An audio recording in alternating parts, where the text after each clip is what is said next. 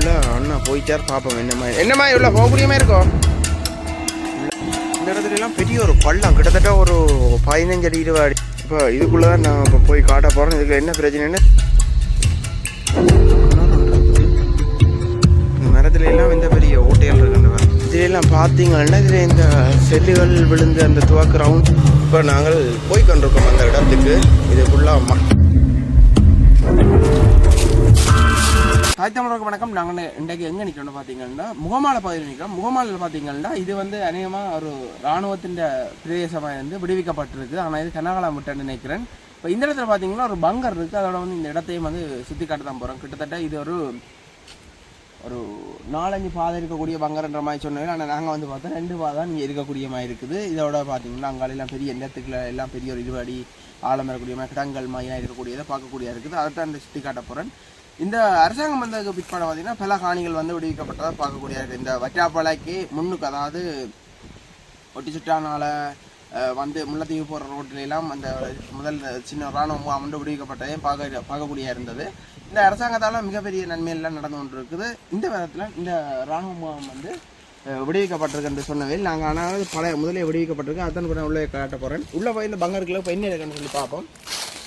யாரும் சரலுக்கு புதுசாக இருந்தால் மறக்காமல் சப்ஸ்கிரைப் பண்ணுவோம். சப்ஸ்கிரைப் பண்ணால் தான் நாங்கள் ஒரு 4 வீடியோ இந்த பங்கரை பற்றி அந்த தெரியும் மறக்காமல் கருத்தன்னு பதிவுங்கோ. அப்போ தான் நீங்கள் போடுறது உண்மையாக போய் இது என்ன ராணுவம் தான் தெரியும்.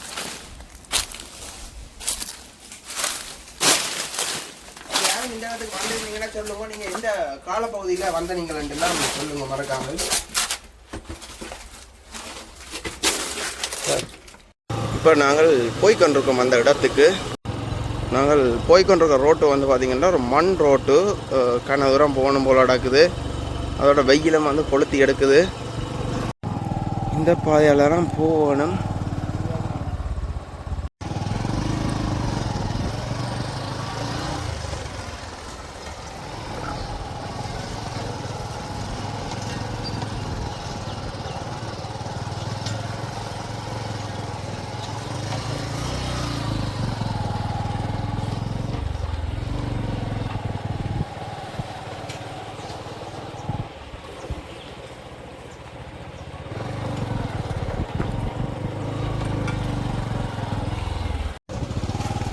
கடைசியில் ஒரு இடத்துக்கு வந்துட்டோம். இந்த பாதையால் தான் போகணுமா. இப்போ நாங்கள் போகிறோம். எவ்வளோ தூரம் போகணுமென்று தெரியாது. இது பார்த்திங்கன்னா ஒரு காட்டுப்பகுதி மாதிரி கிட்டத்தட்ட. இப்போ இந்த நாவல் பழ சீசன் தொடங்குறதால இந்த நாவல் பூ எல்லாம் பூத்துருக்கு பாருங்க. இங்கே நாவல் பூக்கெல்லாம் பூத்துருக்கு. நாங்கள் இதெல்லாம் போகணும்.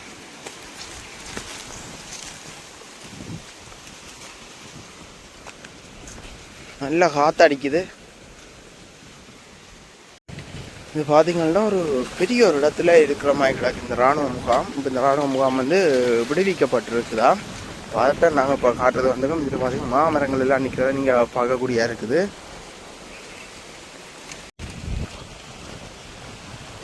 இராணுவம் இருந்து இங்கேருந்து கனகாலத்துக்கு கனகாலமே வெளியேறிட்டேன்னு நினைக்கிறேன். நாங்கள் அந்த இடத்துக்கு வந்துட்டோம் பாருங்க. கிட்டத்தட்ட உங்களுக்கு தெரியும் நினைக்கிறேன். அங்கே போய்கொண்டிருக்கோம். இதில் போகிற வழிகளெல்லாம் இந்த இழந்த இதுக்கு இதை சூறப்பழமோ இதை பழம்னு சொல்லிட்டோம். அது இந்த முள்ளுகள் கிடக்கிறத பார்க்கக்கூடியா இருக்குது. இங்காலையெல்லாம் இராணுவ முகாம்கள் இருக்குதான். இராணுவம் விடுவிக்கப்பட்டுட்டு சென்றிருக்கு. அந்த அரசாங்கம் வந்ததால் இவ்வளோ காணிகள் விடுவிக்கிறதையும் பார்க்கக்கூடியா இருக்குது. இதில் எல்லாம் வீடுகளோ இல்லை வேறு ஏதோ இருந்திருக்கோன்னு நினைக்கிறேன். நீங்கள் இதிலெல்லாம் வாஷ்ரூம் இருந்திருக்குது. இங்கே பாருங்கோ இந்த கேட்டுகள் இருந்திருக்கு. அதெல்லாம் உடைஞ்சிருக்கிறதே நீங்கள் பார்க்கக்கூடிய மாதிரி இருக்குது. இந்த மரத்துல எல்லாம் பார்த்தீங்கன்னா உங்களுக்கு தெரியும் இவ்வளவு ஓட்டைகள் இருக்குன்னு. இதெல்லாம் என்னென்று வந்திருக்க மட்டும் யாரும் தெரிஞ்சா சொல்லுங்க. இங்கே பாருங்க கீழே யாரும் இந்த இடத்துக்கு முதல் வந்திருந்தீங்கன்னா மறக்காமல் கருத்தை பதிவிடுங்கோ.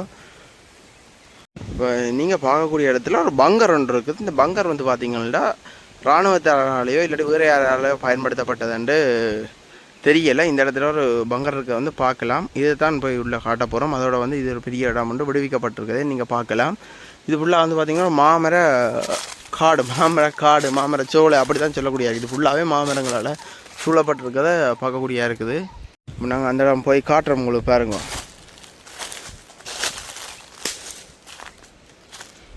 இந்த ஒரு மாமர விடத்துக்கால இந்த இருக்கிறத வந்து நீங்கள் பார்க்கக்கூடிய மாதிரி இருக்கும்.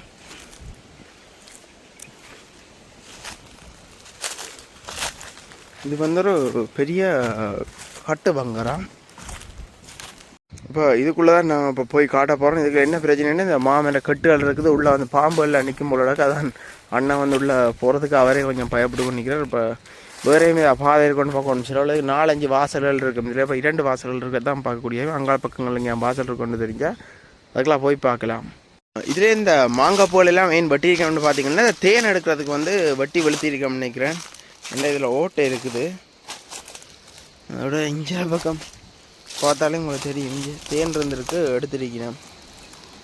இந்த கட்டின மொத்தத்தை பார்த்தா உங்களுக்கு தெரியும் எப்படி மொத்தம்னு சொல்லி. வளமையாக உங்களுக்கு புது குடியிருப்பு வேறு இடங்கள்லாம் இந்த பங்கர்ன சுவர்ண மொத்தங்கள் காட்டியிருப்பேன். 2 அடி 2 அடி எல்லாம் அப்படி தான் ஒவ்வொரு பங்கர்களுடையும், அதாவது ஷெல்டர்ன்னு இதை சொல்கிறேன். இந்த ஷெல்டர்களோட கட்டிருக்கிறத வந்து பார்க்கக்கூடியதாக இருக்குது. அதோட இந்தியாவில் வந்து பார்த்திங்கன்னா வீடோ இல்லை வேறு அது இந்தியாவிலே ஷெல்டர் இருக்கும்னு தெரியல. இது வந்து ஃபுல்லாகவே திறமட்டமாக இருக்கிறது தான் பார்க்கக்கூடியதாக இருக்குது. அவரை சுற்றி பார்த்தா தெரியும். இதுக்குள்ளே அண்ணா போயிட்டார், பார்ப்போம் என்னம்மா இவ்வளோ போகக்கூடிய மாதிரி இருக்கோ. உள்ளே இதுக்குள்ள போகலாமா பார்ப்போம். உள்ளே போய் இல்லை இந்த மாமரங்களோட வேர்கள் எல்லாம் வந்து இந்த கட்டுகள் எல்லாம் உடைச்சிருக்கிறத வந்து பார்க்கக்கூடியதாக இருக்குது. இல்லை பாம்பு இருந்தாலும் இதெல்லாம் வந்து மண்ணுகள் போட்டு மூடியாச்சுன்னு நினைக்கிறேன். என்றால் ஆழ்வமாக போகக்கூடிய மாதிரி இருக்கும். என்றால் உடையார்கட்டு பகுதி மற்றது புதுக்குடியிருப்பெல்லாம் சரியான ஆழம், அப்படிலாம் போக முடியாது. அதுக்குள்ள கிட்டத்தட்ட நெஞ்சு மட்டத்துக்கெல்லாம் தண்ணி இருக்குது. இங்கே மேலே மூடியலாம் காணியில் இதுக்கெல்லாம் போய் அதுக்கெல்லாம் வேற ஒன்றுமே இதால் வேற ஒன்றும் முடியல. பார்ப்போம் போய். இதுக்களால் நீங்கள் பார்க்கக்கூடிய மாதிரி இருக்கும். ஒரு ஆளோட உயரம் தான் இந்த கீழ் தளம் இருக்குது. 6 அடி உயரம் வரும். அதுக்கெல்லாம் போகக்கூடிய மாதிரி இருக்குது. இதெல்லாம் எவ்வளோ காலம் ஆயிருக்கும் கட்டுறது கண்டு தெரியலை. கம்பியிலெல்லாம் போட்டு பாருங்க அப்படி கட்டியிருக்கணும்ட்டு. இது இராணுவம் கட்டினதோ இல்லை அதுக்கு முதல்ல யாரும் கட்டினதோன்றலாம் தெரியலை. இது மிகவும் வந்து ஒரு பிரம்மாண்டமாக இருக்குது. மயிலெல்லாம் வந்து போகிறத நீங்கள் பார்க்கலாம். இங்கே வருங்க மயில் ரக. இதிலெல்லாம் பார்த்தீங்கன்னா இதில் இந்த செல்லுகள் விழுந்து அந்த துவக்கு ரவுண்ட்ஸோல் பட்ட காயங்களை தான் நீங்கள் பார்க்கக்கூடியதாக இருக்குது. அதே மாதிரி இங்காலையெல்லாம் பாருங்கள் இந்த காயங்களை.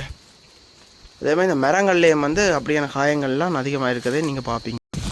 இந்த பக்கத்தாலேயும் வந்து போகக்கூடிய மாதிரி இருக்குது. நான் இந்த பக்கத்தாலேயும் போய் பார்க்க போகிறேன்.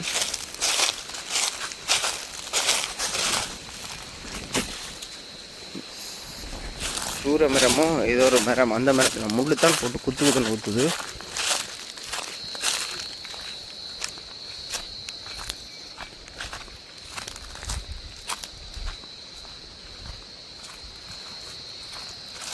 என்ன இதுக்கெல்லாம் யானை பயம் இல்லை, பாம்புகள் நிற்கும்.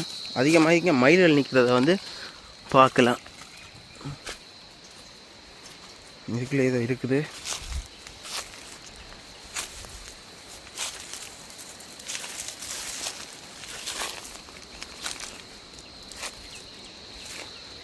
ஒரு கிணறு ஒன்று இருக்குது.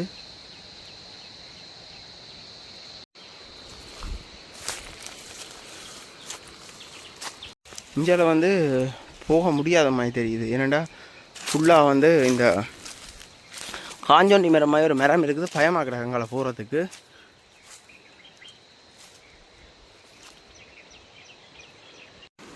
கிட்டத்தட்ட இது ஒரு 20 அடி உயரம் வருமானு நினைக்கிறேன். நிலத்துலேருந்து 20 அடி உயரத்துலாம் இப்போ நான் நிற்கிறேன். கீழே பாருங்க அப்படி தெரியுதுன்னு சொல்லி.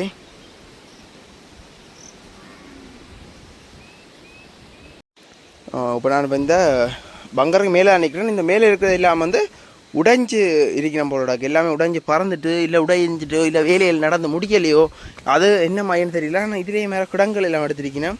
என்னென்ன தெரியல, சில நடந்திருக்குன்னு நினைக்கிறேன். இதில் பாருங்க அங்கால எல்லாம் இருக்குது. ஆனால் கொஞ்சம் போகிறது கொஞ்சம் பிரச்சனை மாதிரி தான் கிடக்கு. என்ன காஞ்சோண்ணி மரங்கள் அதிகமாக நிற்கிறத வந்து பார்க்கக்கூடியதாக இருக்குது. மரங்கள்ல எல்லாம் இருக்கிற காயங்களை பாருங்க, ஓட்டையில் பாருங்க.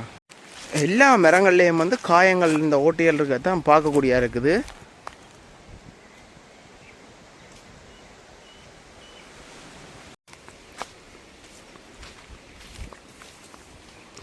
இங்கே பார்த்தீங்கன்னா இந்த பறவைகள் எல்லாம் அதிகமாக இருக்கிறது வந்து பார்க்கக்கூடிய இருக்குது. கிட்டத்தட்ட ஒரு 10 தான் இது, ஒரு அடர்ந்த காடு மாதிரி கிட்டத்தட்ட இந்த இடத்துல. அதோட இதில் பார்க்கலாம் இந்த பங்கர் வந்து பெருசாக இருந்திருக்கும்னு நினைக்கிறேன். இதில் இங்கே பாருங்கள், இந்த இராணுவம் இருந்தால் இந்த பச்சை முதல் இருந்தாக்கள் தெரியும், இந்த இராணுவ முகாம்களுக்கு முன்னால் இந்த பச்சை உருவாக்களையெல்லாம் கட்டி வச்சிருப்பினா இதுக்குள்ளால இங்கே போகுது, இதுக்குள்ளால இங்கே போகுது பாருங்க. பெரிய மண் எல்லாம் இந்த இடத்துல அகழ்ந்து எடுத்துருக்கிறத வந்து நீங்கள் பார்க்கலாம். இந்த இடத்துல பெப்பெல்லாம் கிடக்குது, இங்கே பெப்புகள் எல்லாம் கிடக்குது. அதோட இந்த இடத்துல இந்த கொமாண்டர் முள்ளு கம்பியெல்லாம் ரோலாக கிடக்குறத நீங்கள் பாருங்க. கொஞ்சம்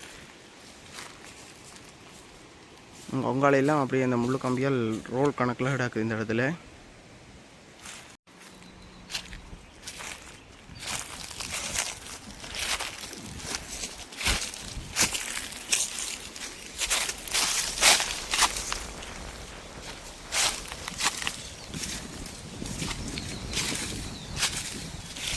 இந்த இடத்துல எல்லாம் இந்த கட்டுறதுன்னு உடைஞ்ச சிதைவுகள் வந்து இருக்கிறத நீங்கள் பார்க்கலாம்.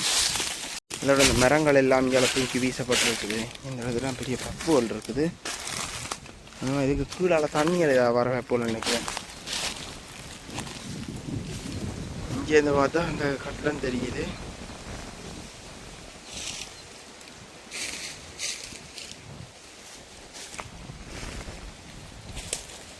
இந்த இடத்துல எல்லாம் பெரிய ஒரு பள்ளம், கிட்டத்தட்ட ஒரு 15 அடி 20 அடி கிட்ட பள்ளம் பெற நிலத்தில்.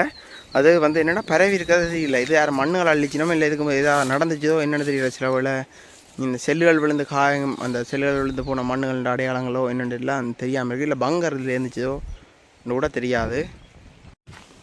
இந்தியாவில் பார்த்திங்கன்னா அப்படியே ஃபுல்லாக வந்து வெளி இது ஒரு நடுவுக்கு ஒரு வளவுக்குள்ளே இருக்குது காணி. ஆற்று உரிமையில் அரச காணியோ என்னென்னு தெரியலை. இந்த காணி தான் விடுவிக்கப்பட்டு இந்த காணி தான் இருக்குது. இந்த கட்டிடங்கள் இங்கே வேணும், இந்தியாவிலாம் அப்படி கட்டிடங்கள் போகுது போலடக்க நம்ம இதெல்லாம் மூடுபட்டுட்டு.